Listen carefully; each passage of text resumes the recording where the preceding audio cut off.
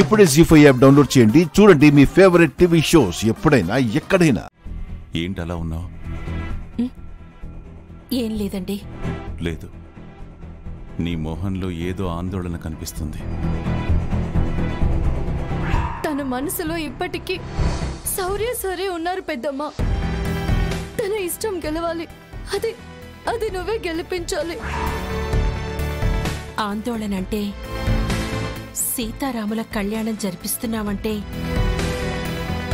మన ఇంట్లో పెళ్లి జరుగుతున్నట్లే కదండి. అన్నీ సవ్యంగా చేశానా లేదా అని ఆలోచిస్తున్నానండి. అంతేనా? అంతేనండి. మనం చేసేదేముంది జానకి? ఆ సీతారాములే మనతో చేయిస్తున్నారు. ఆ అదృష్టాన్ని మనకిచ్చిన ఆ సీతారాములే ఈ కళ్యాణానికి ఏ లోటు రాకుండా చూసుకుంటారు. దేవుడి పెళ్లి చేసేంత గొప్పవాడు మనిషి ఎప్పటికీ కాలేడు. మనతో చేయించి ఆయన మనతోనే ఉన్నాను అని గుర్తు చేస్తూ ఉంటాడు. అంతే. ఏమండి, మీతో ఒక విషయం చెప్పాలండి. నువ్వంటే గుర్తొచ్చింది.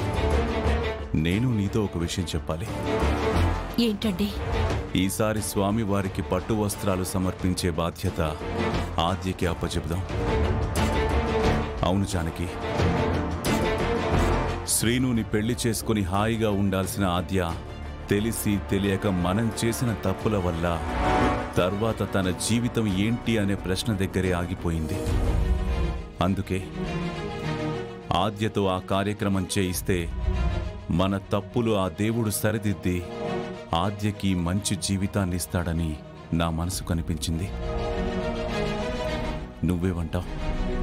నాకు రాని ఆలోచన మీకొచ్చింది. ఆద్య గురించి మీరింతలా ఆలోచించటం నాకు చాలా ఆనందంగా ఉందండి. మీరు చెప్పినట్లే చేస్తే నిజంగానే ఆ దేవుడి దయవలన ఆద్య తలరాత మారచ్చు, తనకో మంచి జీవితం ఏర్పడచ్చు. అదే నా ఆశ కూడా. అవును, నువ్వేదో చెప్పాలన్నావు. అదా? చెప్పు జానకి. అది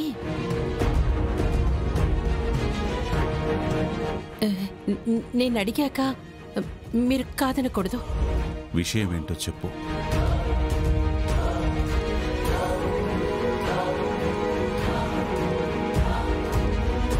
ముందు నాకు మాట ఇవ్వండి.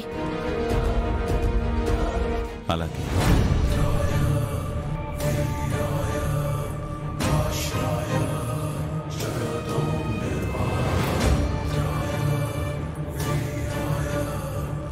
అది జీ5 యాప్ డౌన్లోడ్ చేసి అన్ని ఎపిసోడ్స్ పూర్తి ఉచితంగా చూడండి.